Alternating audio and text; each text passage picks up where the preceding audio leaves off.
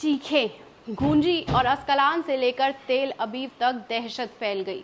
Hamas ने सिर्फ 10 रॉकेटों ने अमेरिका के सामने नेतन्याहू के 20 महीने के झूठ के दावों को राख कर दिया।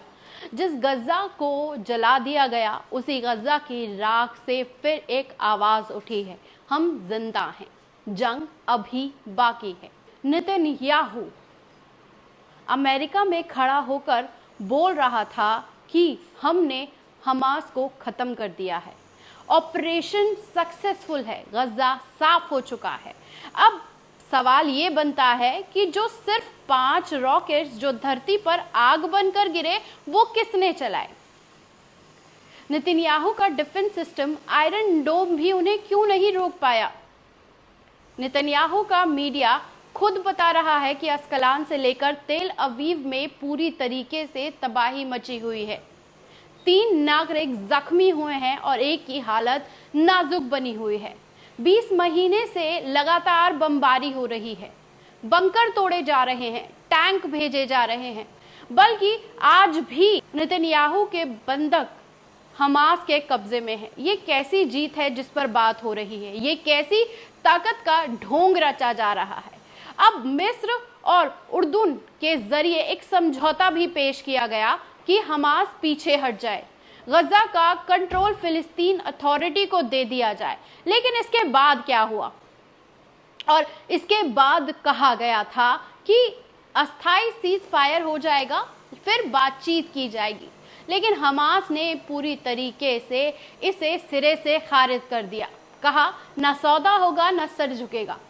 अब लड़ाई खत्म नहीं हुई है, ये जुल्म के खिलाफ इम्तदा है। ट्रंप ने भी नेतन्याहू के साथ होने वाली प्रेस कॉन्फ्रेंस अब कैंसिल कर दी है, और तो और 19% का टैरिफ इजराइल पर ठोक दिया है और कहा है हमने धमकाया, कोशिश की, लेकिन हमास हमसे खत्म नहीं हो रहा है और ये हमारी हार है। लेकिन खुलकर कहाँ ही बोल पाएंगे। लेकिन साफ साफ सुनने वाली बात यह है कि हमास को मिटाने का ख्वाब देखने वाले अब खुद मिटते हुए दिखाई दे रहे हैं और अपने आप के मिटने की दुआएं मांग रहे हैं। अल-कस्साम ब्रिगेड का दावा है कि उन्होंने पिछले कई दिनों में इजरायली टैंकों को उड़ाया है, ड्रोन गिराए हैं और फौजियों को कब्र में पहुंचाया है। लेकिन इसके बारे में कोई बात नहीं करेगा, क्योंकि इससे तो इजराइल की हार दिखाई देगी। रफा खान यूनिस में भी दाखिल होने वालों को पूरी कोशिश के साथ जब हमला किया है और उन्हें वापस कर दिया है। हमास की मुजाहमत आज भी जिंदा है और हर कतरे पर इनकलाब बनी हुई है। और बात अब करते हैं कि हमास को जानबूझकर टेररिस्ट का तमगा देकर गजा में घुसने की जो हरकत इजराइल ने की, अब हमास उसे लेकर ब्रिटेन की अदालत में पहुंचा है और उन्होंने कहा है कि हमसे ये टेररिस्ट का तमगा हटाया जाए। हम फिलिस्तीन में कोई आतंकवादी संगठन नहीं है, हम वहां की एक पॉलिटिकल पार्टी है जो हक के लिए लड़ रही है, हक के साथ खड़ी है और इजराइल की बातिल हरकतों को रोकने के लिए पूरी तरह खड़ी है। लेकिन इस पर बात हो भी क्यों? जब तक इजराइल हमास को आतंकी नहीं कहेगा, तब तक वो कैसे कब्जा कर पाएगा गजा में? गजा की हालत देखकर रोना आता है।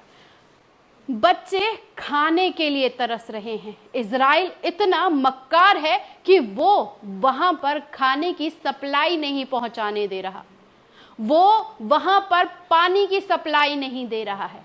बच्चों की हड्डियां देखकर आपके आंखों से अगर आंसू नहीं आए तो खुद को मुर्दा मान लीजिएगा, क्योंकि वहां की हालत इतनी नाजुक है कि कोई भी नॉर्मल इंसान या नॉर्मल मुसलमान या नॉर्मल कोई भी इंसान वहां रह ही नहीं सकता, इतने खराब हालात है। जब लोग हाथ में कटोरा लेकर खाने की लाइन में लगते हैं तो यही बातिल से भरा गुरूर वाला बुज़दिल आदमी वहां की आवाम पर पूरी तरह से बमबारी करके बच्चों को मौत के घाट उतार दे रहा है और उसके बाद अपनी दिलेरी झाड़ता है कि हम तो सिर्फ हमास पर हमला कर रहे हैं, हम उन्हें बस हटाना चाहते हैं।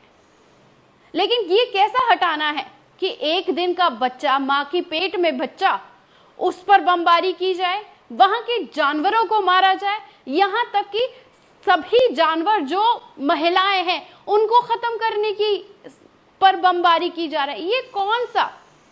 ये कौन सी जंग है? ये कौन सा दहशतगर्द है? ये कौन सा टेररिज्म है जो हमास नहीं इजराइल कर रहा है?